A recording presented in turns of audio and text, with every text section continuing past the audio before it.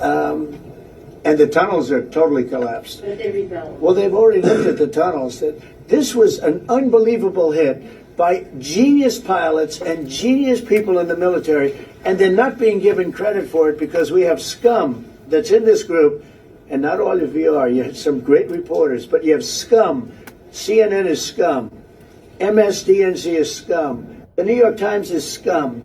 They're bad people. They're sick. And what they've done is they're trying to make this unbelievable victory into something less. Now, even they admit that it was hit very hard, okay? But it wasn't hit hard. It was hit brutally, and it knocked it out. The original word that I use, I guess it got us in trouble because it's a strong word. It was obliteration.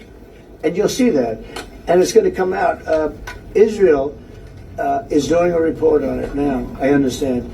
And I was told that they said it was total obliteration. You know, they have guys that go in there after the hit, and they say it was total obliteration.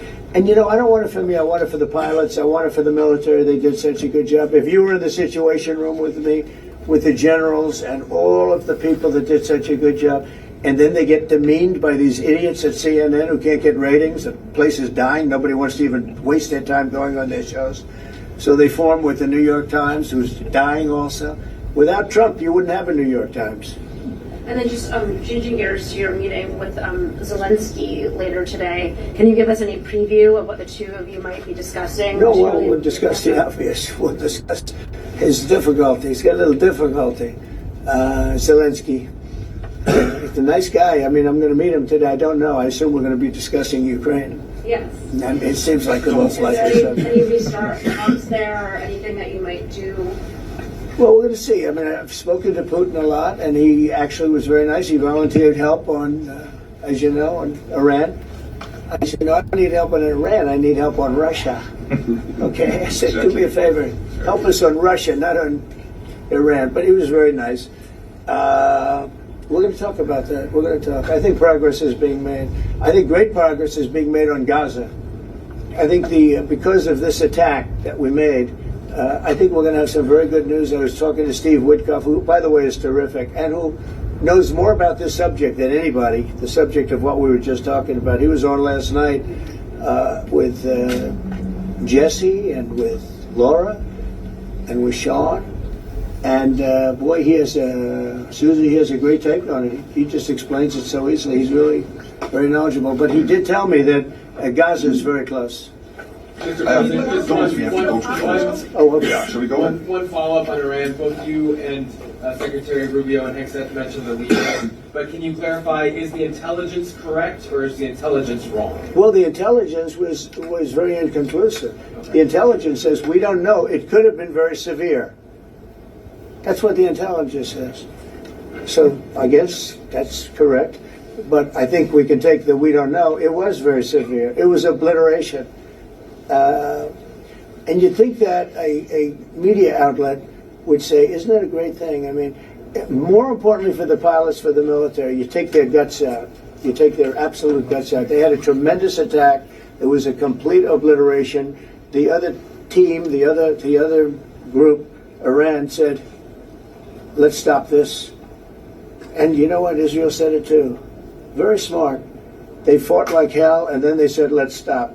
And they're going to build themselves. And I really see it as sticking.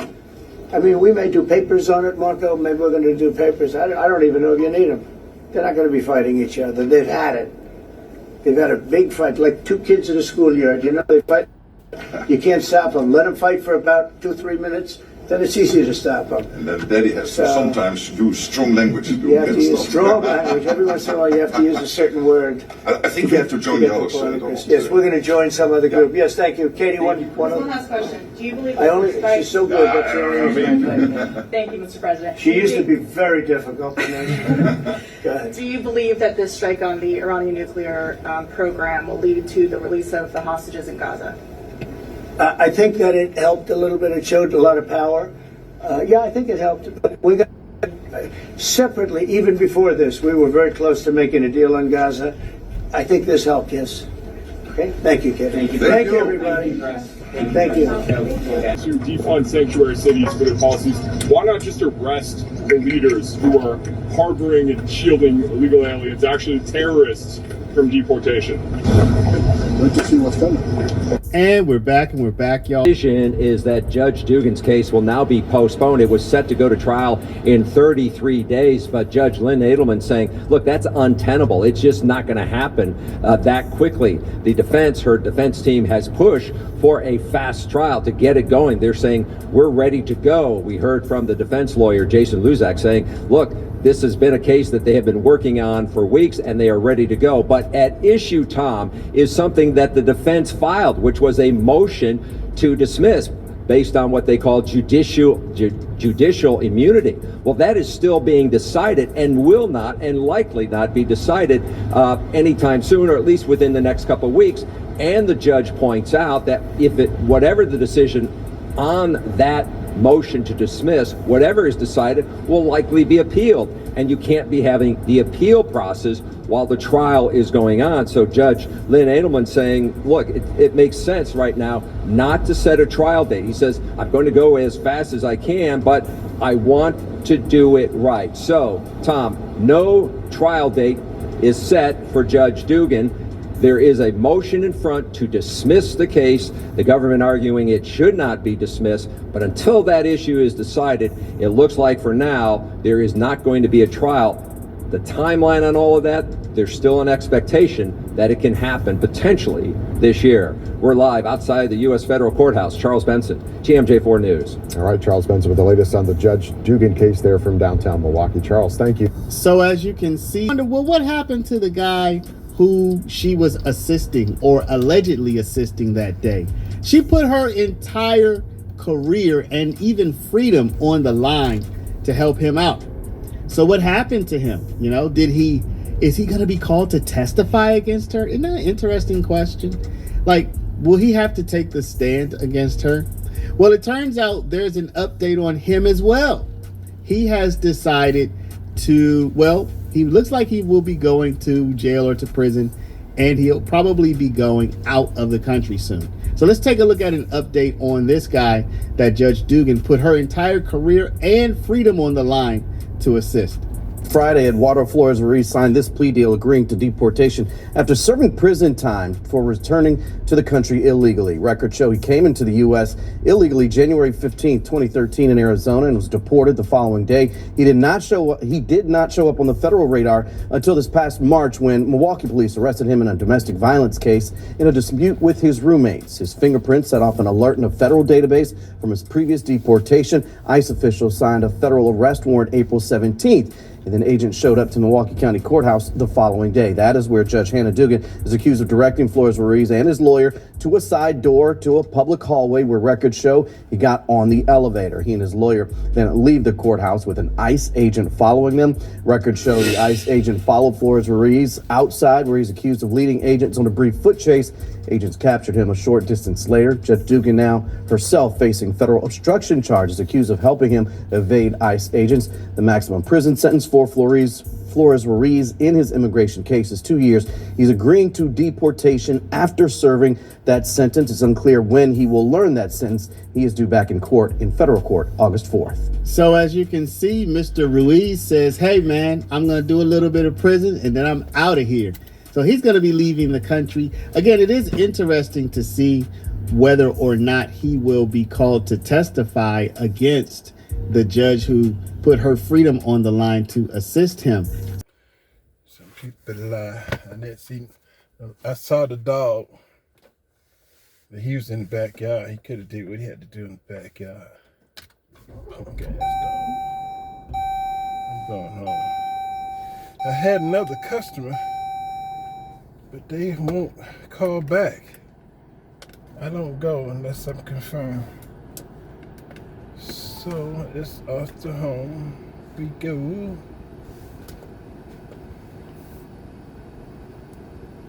And my daughter, I know you watching.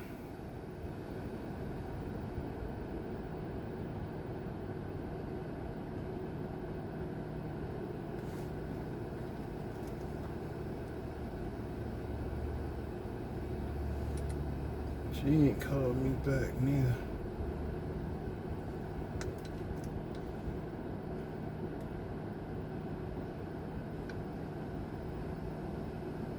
Let's go.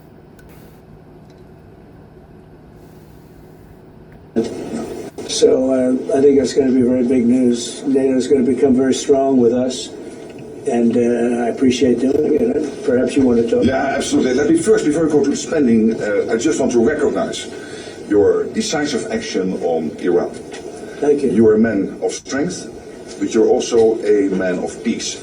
And the fact that you are now also successful in getting this ceasefire.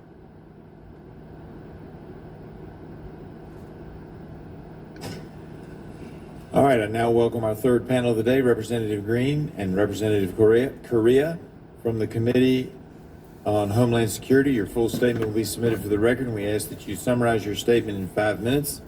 Representative Green, you are now recognized for your testimony. Thank you. Thank you, Chairwoman Fox. I'm here today to speak in favor of my bill, the Special Interest Alien Reporting Act of 2025, an essential piece of border security transparency legislation. My bill would require the Department of Homeland Security to publicly release monthly reports on the number of special interest aliens encountered, their countries of origin, and where they were encountered. A special interest alien, or SIA, is a non-U.S. person who, based on a DHS analysis of travel patterns, may pose a national security risk to the United States or its interest. Currently, DHS does not report on this data. Instead, we have been left only with random, incomplete announcements of moment-in-time numbers by DHS officials or leaks to the media. The Biden-Harris administration's disastrous policies place the United States in an extremely vulnerable national security position. Over the past 4 years, Customs and Border Protection faced an unprecedented number of special interest aliens from 26 countries that the Department of Homeland Security has determined pose the greatest national security and counterintelligence threats. Those encountered included individuals from adversarial nations, including the People's Republic of China, Iran, Afghanistan, and Syria. The Biden-Harris administration intentional disregard for our laws and breakdown of national security resulted in U.S. Customs and Border Protection encountering over 1.7 million special interest aliens, a staggering number. Many of these individuals were swiftly processed and released into the interior under the Biden-Harris administration's catch and release policies. Given ongoing events in the Middle East, this legislation is essential for Congress to conduct congressional oversight of the executive branch. Given the fact that we have been warned of a potential attack on our homeland by Iran or their terrorist proxies, mean that American people should have transparency of special interest aliens coming across our border or who did come across our border the last 4 years. During the Biden-Harris administration, the Border Patrol apprehended over 1,500 Iranian nationals illegally crossing the southwest border between ports of entry. Of those, Biden and Harris admitted 729, that's almost half of those from Iran, into the United States. And we have no idea how many are still at large today. And guess what? We only just now are getting that number because CBP just disclosed it to Fox News' Bill Malugin, who posted it on his social media. That's not how this should work. With Iran threatening Americans with retaliatory attacks on our homeland, President Biden and Vice President Harris, his border czar, created an opportunity for our adversaries to gain access to our nation and wreak havoc when called upon. The Biden-Harris administration welcomed these potential national security risks into our country, including through illegal parole programs they started, such as the CBP One app, to facilitate their quick release into the United States. Parents don't let bad guys or potentially bad guys into their homes with their children. These people should have never been released into our country. Under Biden and Harris, our sovereign borders became revolving doors for illegal aliens, including an untold number of bad actors intent on causing mayhem and harm to innocent people. CBP already publicly reports statistics relating to individuals on the terrorist screening data set who attempt to illegally cross our borders, but they do not release statistics on special interest aliens. The American people deserve to see the data. Similar to the information on the terrorist screening data set, releasing encounter statistics on special interest aliens would not include sensitive information, but general encounter information, which increases the transparency and accountability that are critical to the health of our constitutional republic. After all, it's the American people that pay for the government because they're the taxpayers. They deserve to know. The legislation would show the American people the contrast between open borders and secure borders. It would require DHS to publish the monthly SIA numbers going all the way back to early 2021 when Biden and Harris took office. They will also provide Congress with necessary context to conduct oversight of future administrations. I urge my colleagues on both sides of the aisle to support this important piece of legislation to increase our national security and transparency for the American people whom we all swore an oath to serve and protect. Thank you, and I yield back. Gentlelady yields back. You are now recognized for your 5-minute opening statement.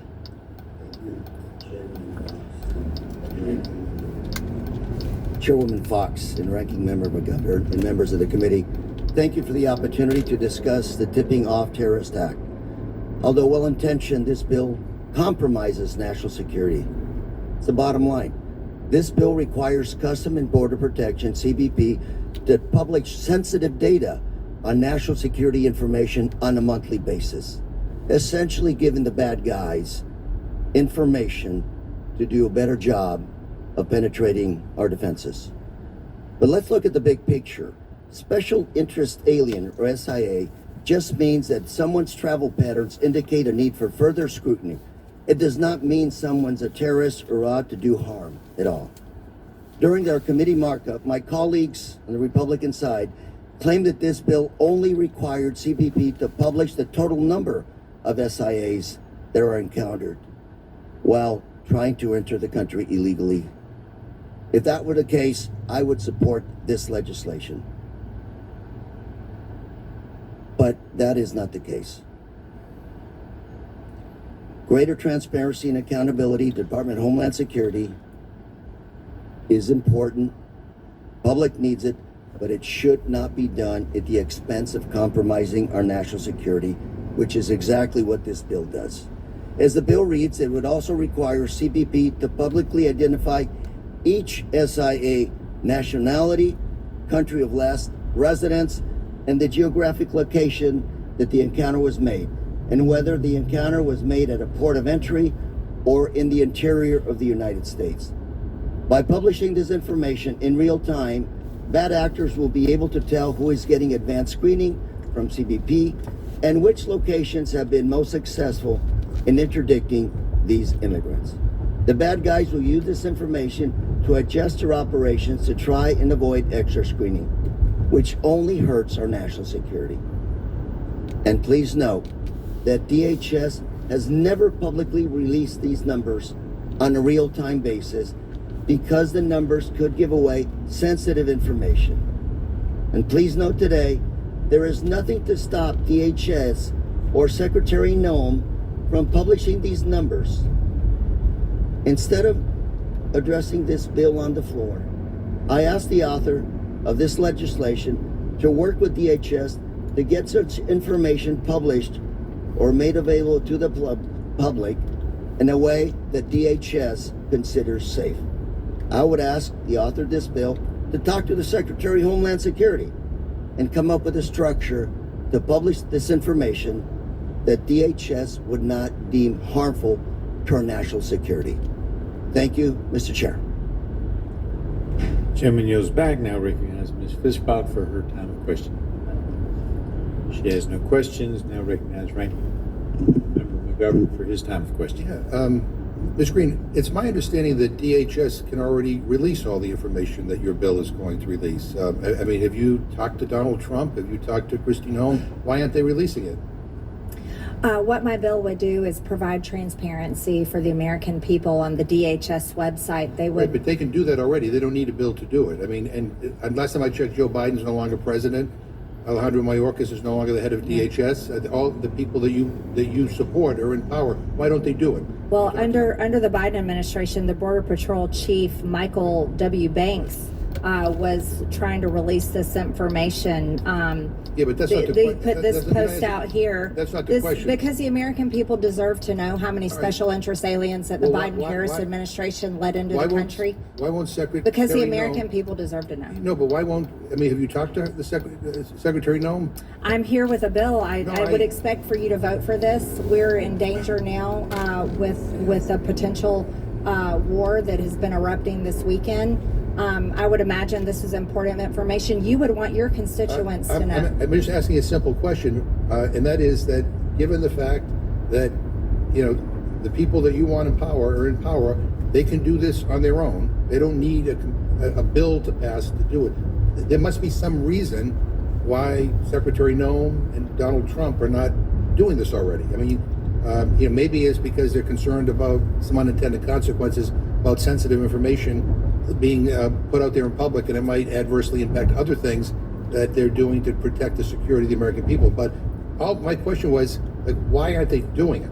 Well, Mr. McGovern, if you want to direct them to do that, then I'll be happy that you'll be voting for my bill. No, I mean, they can already do it, and they're not. And so that's that should be an alarm bell for everybody here. But while I have you here,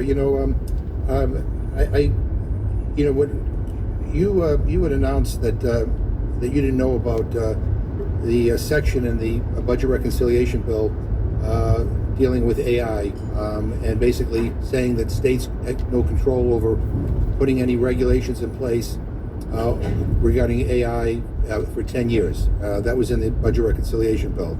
And you said, and you tweeted, you said, I am adamantly opposed to this, and it is a violation of states' rights, and I would have voted no if I had known that this bill was in there. I actually agree with you that I think this is a terrible thing to do.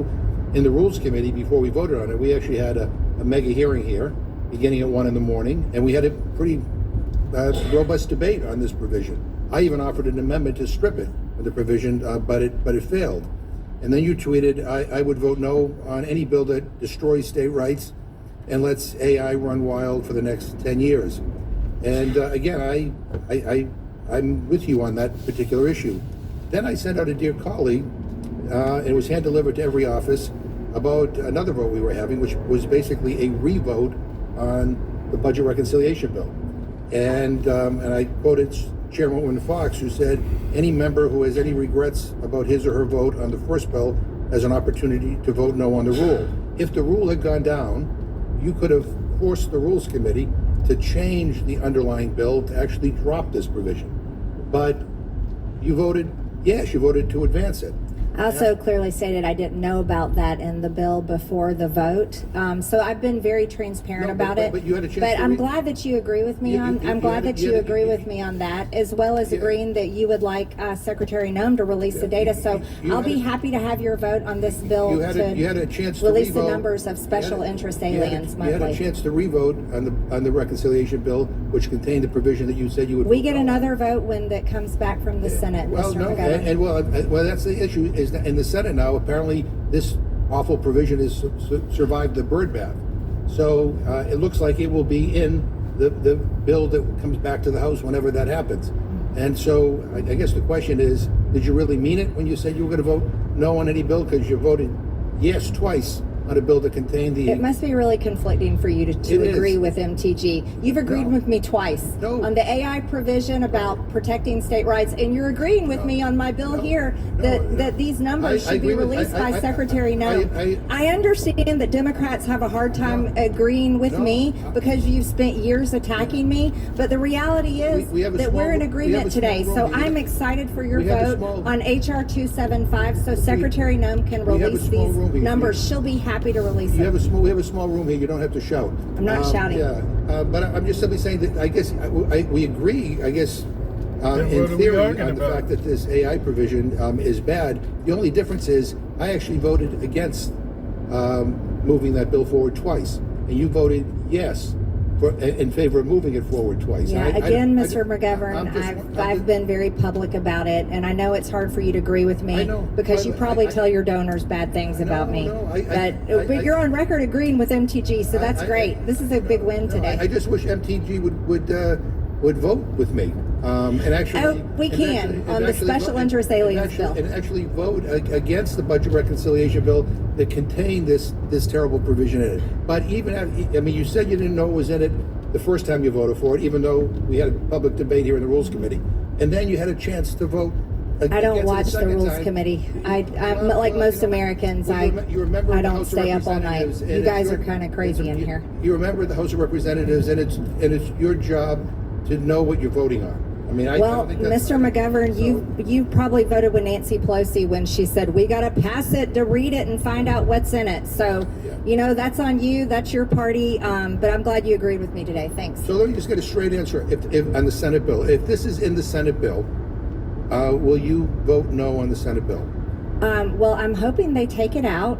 I don't, and I'll be real honest, I'm against a moratorium on state rights to regulate and make laws for their states on AI. And so am I to take your tweet literally that you would vote? I'm hoping that Republicans take it out in the Senate. I've been very open and honest about it. And we're not whipping votes today. So what we're doing is we're actually trying to talk about telling the American people how many special interest aliens have come across the border. I mean, you supported the Biden-Harris administration, so you supported the release of these people. I can't imagine you would be against this bill. You want Secretary Nome to release this information.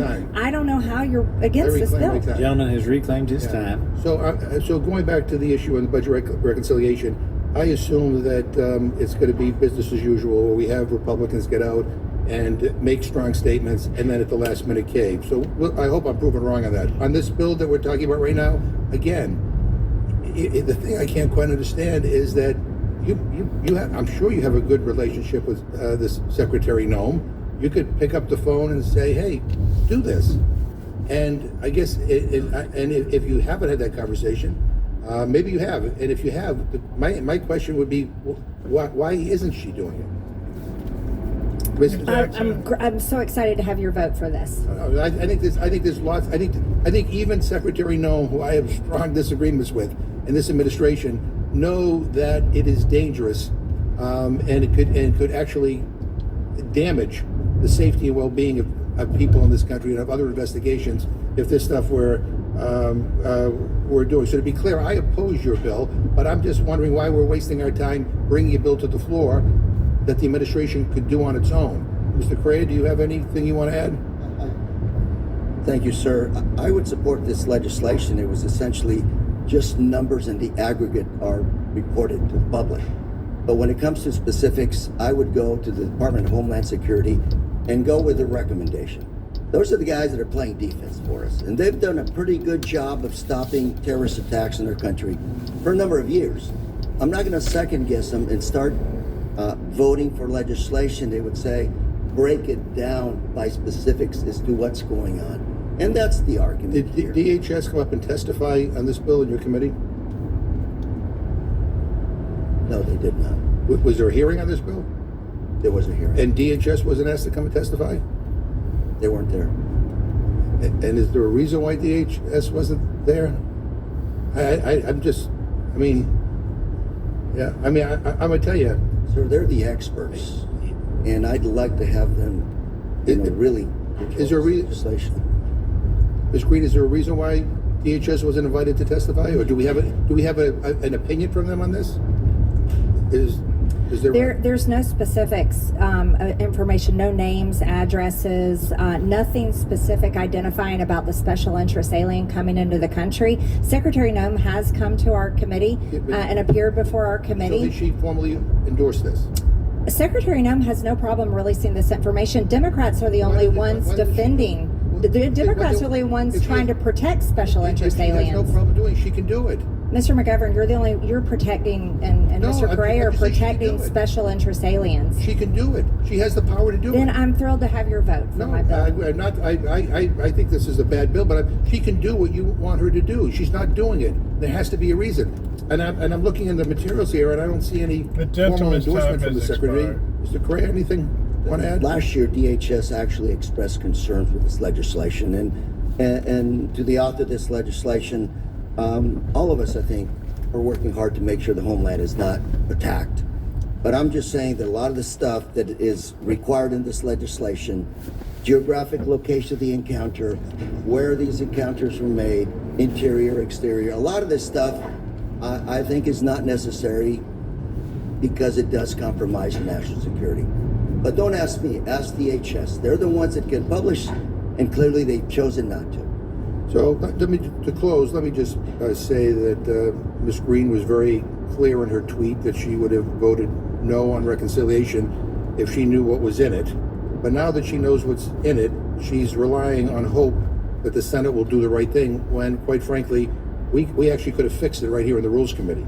And tweets and statements are great, but the only thing that matters around here are votes. And everything else is BS. If you want to vote the opposite of what you say, I mean, that's why people are very, very cynical around here.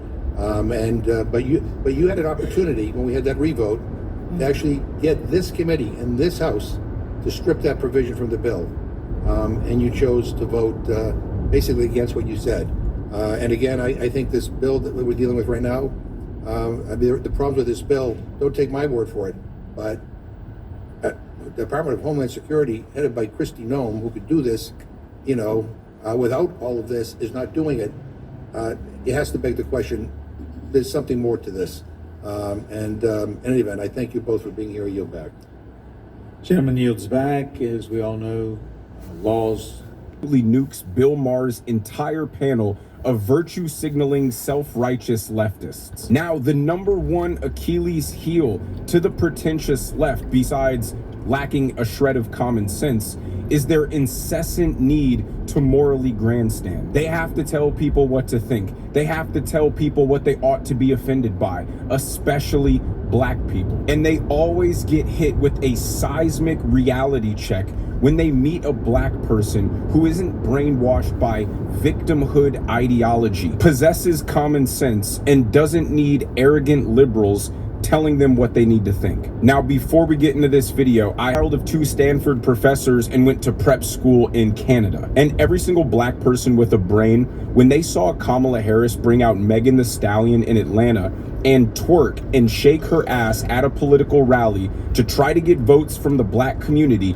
they saw that as the most insulting and degrading thing ever. Kamala Harris, who wanted to pretend to be in tune with the black community, ran to her advisors and asked, well, these dumb black people, they won't understand policy. So what can we do to get their vote? What are these black people like? And the fact that she came to the conclusion that showing them somebody twerking on stage at a political event shows a level of pandering that we've never seen in politics before. The left has this perception that black people are like these foreign creatures who don't want the same things as everybody else. Safe streets, opportunity to succeed in life, affordable housing, the ability to provide for their family. And so they always message to them in this insulting way. They talk to them like they're downtrodden victims who are incapable of succeeding at the same level as white people and Asians. While on the other hand, Donald Trump spoke to them as people. He said, hey, I think you're just as good as the next guy, and these DEI programs are insulting, and we don't need to lower the bar for you in order to have a feeling of achievement. I think you're just as capable, and I'm not going to treat you as if you're not. And black people gravitated towards that message. But liberals create a narrative in their head of what all black people must think and feel, and then get absolutely perplexed when that isn't the case. Here is Wesley Hunt schooling Bill Maher on why it is stupid and ridiculous to be renaming buildings that are named after Confederate generals. I've been black my whole life. Yes. So far, still. My wife is white, and we have 3 biracial children, and I cannot wait to show them and take them to places that wasn't always the case. There was a time when your mother and daddy could not be married. My children are going to have the opportunity to be second lining down in New Orleans, and then my wife is from Iowa. They'll be on the farm with their grandfather in Iowa. That is America. Yes. And I do not want to take down these statues and change the names of these buildings because they're a reminder of what was. And if we don't remember it, we are doomed to repeat it. Democrats get on their moral high horse and they create an imaginary scenario in which all black people are walking around crying and screaming and distraught because some building is named after Robert E. Lee. So without talking to black people or asking them if this is the case, the liberal mindset is to take it upon themselves to do something about it in the name of saving all of these poor, sad black people. It's called the bigotry of low expectations, and it's the mindset that Democrats implement towards any minority group. Robert E. Lee was a damn good general for the Union, and then he was loyal to his state and fought for the Confederacy. That is a part of our country's history, and it should be recognized. Robert E. Lee isn't automatically an evil man because you want to specifically look at a 4-year timeline and disregard anything else that he might have done that could have been positive. Democrats refuse to acknowledge anything positive about America, and frankly, it's one of the most annoying things about their platform. They're a one-trick pony where everything that the United States has ever done is bad, and everything should be about shame and guilt, even though objectively, we are the best country that's ever existed, and it leads to this deranged delusion of what reality actually is. Let me show you this clip of Whoopi Goldberg saying that blacks in America have it just as bad as women in Iran, and then I'll show you Wesley Hunt commenting on what she said. I think it's very different to live in the United States in 2025 than it is to live in Iran. Not if you're black. Not for everybody. Not if you're black. Guys, don't go to Tehran. Do not anyone at the table to go to Tehran. Let me tell you about being in this country. This is the greatest country in the world. But yeah, I know that. And we all know that. But every day we are worried. Do we have to be worried about our kids? Are our kids going to get shot because they're running through somebody's neighborhood? They are not big deals, and I don't mean to say they're not big deals to you, because that's not women, what I meant. And they are not doing well there either.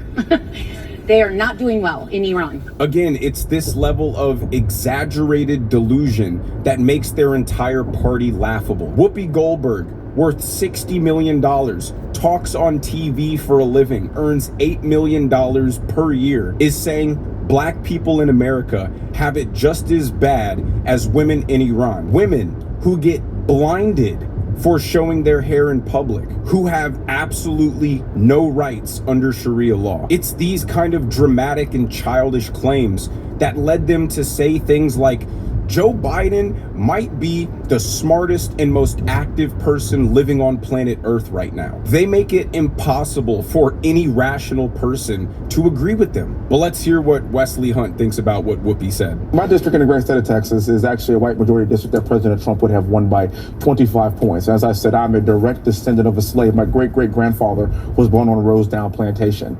I am literally being judged not by the color of my skin, but by the content of my character. That's the progress, because like a lot of white people had to vote for me. A lot. So I don't even ever want to hear Whoopi Goldberg's conversation about how it's worse to be black in America right now. That's a bit far. And my father, who's 75 years old, he was a man that was in the French quarters that had to go get a sandwich to the back door of the building. And his son is now a United States congressman in a white majority district in Texas as a Republican. That is America. That's America. Democrats like Whoopi Goldberg, for some reason I cannot explain or understand, refuse to accept or acknowledge the positive progress made throughout American history. If you told aliens America was a country that was systemically racist and oppressive towards black people, and then showed them that we had a black president elected twice by a majority white country, the people who are supposedly racist towards the blacks, they would look at you like a complete moron. They made victimhood one of their main party ideologies because they thought it made them look sympathetic. But all it does is make them look weak and whiny. And that's why they're having a problem with male voters. No strong men who have ambition or pride want to subscribe to the ideology that their life is hopeless and everything sucks. But the Democrats believe that's the supreme way to live your life. The only men that ideology attracts are failures and losers who would much rather point fingers and find excuses for their shortcomings, blame the systems and the institutions. They instead elect to say, let's burn down all of capitalist Western culture, even though it's created the most prosperous and peaceful time in human history. Now, the last thing Wesley Hunt does, which I absolutely love, is smack down the panel for trying to clown Donald Trump's military parade. Will fuck up the execution just like they did with the parade. Like, do I think it was a good idea to have a parade? No, but if you're going to do it, if you're going to have a vaguely fascist parade, do it right. I want to say something about the parade to offer another opinion from our side of this whole thing, and that is it was the 250th birthday of our United States Army. Right. As I said, thank you very much. And somebody that served this nation as an Apache pilot, again, my brother and sister going to West Point, 6 years of military service, mostly in the Army. My great-great-grandfather fought in the Civil War. And you know what I saw? I saw the president salute the Corps of Cadets as they walked past him. I watched him salute the 75th Ranger Regiment as they walked past him. I sat there and watched the fireworks behind the Washington Monument. And you know what I thought? Damn, that's absolutely outstanding. And it's far better than Joe Biden checking his watch when bodies were being returned to Dover. Okay, wait a minute. This is hold on. This is a contrast that we were talking about and why you lost, because we are talking about a man that's talking about patriotism. And there you have it. The Trump deranged syndrome from the left has caused their brains to fall out of their heads so much that they think it's a popular idea or talking point to bash the military and think that we shouldn't celebrate its 250th birthday. I mean, the only people who would applaud that statement are people who dislike the country, and that's what the left has become. If you have no respect for the history of the military and what they've done to protect our freedoms, I don't care what your woke explanation is, you're just an asshole. But again, it circles back to the idea that the liberals think that they're morally superior. They think that they're intellectually superior. They think because they have all of these worthless degrees, they are the spokespeople for the truth. Nobody except for overly educated, delusional, blue-haired lunatics who major in deconstruction of Western colonialism want to hate their country. The Democrats still don't understand. One of the reasons Donald Trump won is he said he was going to bring back American pride. And until the Democrats understand that their platform of America bad, America evil isn't going to win votes in America, they'll continue to lose and continue to be made the fool. But let me know what you guys think down in the comments. Judicial activism on the angle over the years. You all know that I'm a lawyer as well, but this judge on the First Circuit in Boston takes the cake. All right, a few months ago, Judge Brian Murphy, a Biden nominee, decided to play the role of DHS secretary when he issued a preliminary injunction to stop the Trump administration from sending illegal aliens to third-party countries where they have no ties. Now, this judge's order came down as a DHS plane was already en route with at least 8 illegals, all with criminal histories, to South Sudan. Now, the plane stopped to refuel in Djibouti, and Murphy issued another ruling ordering the Trump administration to immediately abide by the injunction and to stop mid-trip. So over the past month or so, the illegals have reportedly been held at U.S. facilities in Djibouti. So the Trump administration appealed to the Supreme Court, which finally issued its ruling late yesterday, lifting that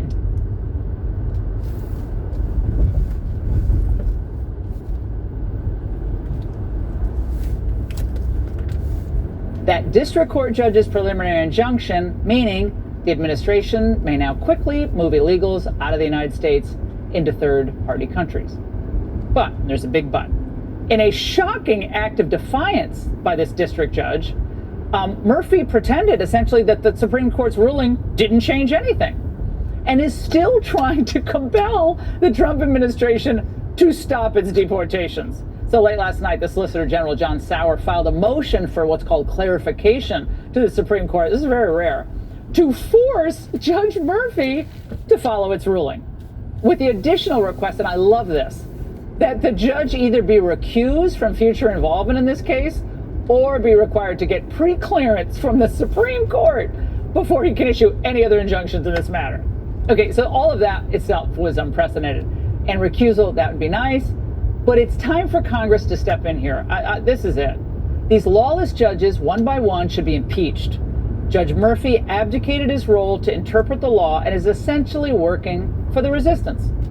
Well, the bottom line is when one judge can derail immigration policy, defy the highest court in the land, and get away with it, we don't really have a constitutional republic. We have judicial tyranny. Enough is enough. You have a message. Murphy's action a lawless act of defiance that disrupts sensitive diplomatic relations and slams the brakes on the executive's lawful efforts to effectuate third country removals. What is going on here? Well, thanks for having me on. You know, the reality is that Democrats do not want deportations no matter what.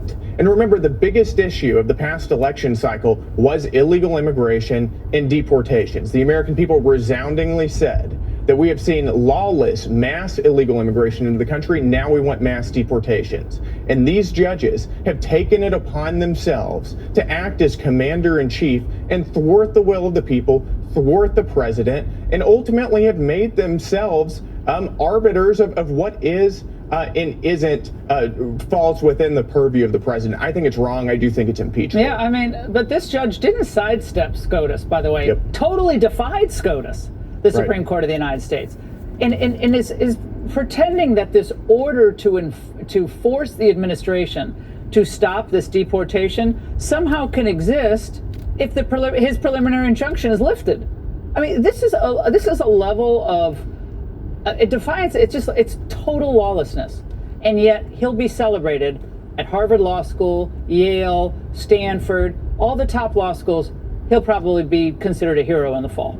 Oh, they will, and that's because Democrats know that their political playbook is the mass importation of illegal aliens who affect congressional apportionment in Democrats' favor at the expense of Republicans. And these are people that Democrats want to be given amnesty, that's their words, not mine, and eventually be given voting rights. And Democrats are betting that they're going to be perpetual Democrat voters for life. And that's why these judges are even going so far as in this case to defy the Supreme Court. So we're waiting, and the Supreme Court's decision on this ruling, to be short, going to come down any moment. Yep. I can't wait till, because I know it's going to be a scorcher. But Judge Murphy wrote in this district court order last month, it turns out that having immigration proceedings in another continent is harder and more logistically cumbersome than defendants anticipated. The court recognizes that the class members at issue have criminal histories, but that does not change due process. Congressman, did these illegals get the process they were due, or is he inventing process that they are not due?